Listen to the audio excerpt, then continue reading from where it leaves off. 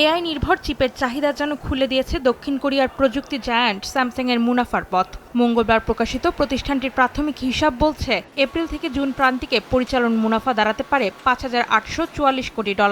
এক বছর আগে একই সময়ে যা ছিল মাত্র $308,78,00,000।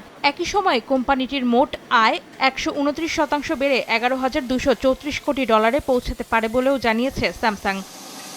প্রতিষ্ঠানটির মতে, এআই খাতে বিনিয়োগ বাড়ায় শুধু উচ্চ ব্যান্ডউইথ মেমোরির দাম নয়, বরং প্রচলিত DRAM ও NAND মেমোরি চিপের দামও বেড়েছে, আর এতেই এসেছে রেকর্ড মুনাফা।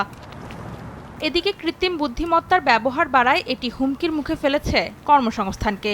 এ খাতে $1 বিলিয়ন বিনিয়োগ বাড়াতে 4,800 জন কর্মী ছাঁটাইয়ের ঘোষণা দিয়েছে আরেক টেক জায়ান্ট মাইক্রোসফট।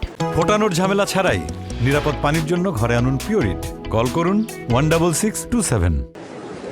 আন্তর্জাতিক বিশ্লেষকরা বলছেন, প্রযুক্তি খাতে এআই নিয়ে প্রতিযোগিতা যত তীব্র হচ্ছে, ততই বাড়ছে বিনিয়োগের চাপ। আর সেই চাপ সামলাতে বিশ্বের বড় বড় প্রযুক্তি প্রতিষ্ঠানগুলো খরচ কমাতে বেছে নিচ্ছে কর্মী ছাঁটাইয়ের পথ। অন্তরা সেন, সময় সংবাদ।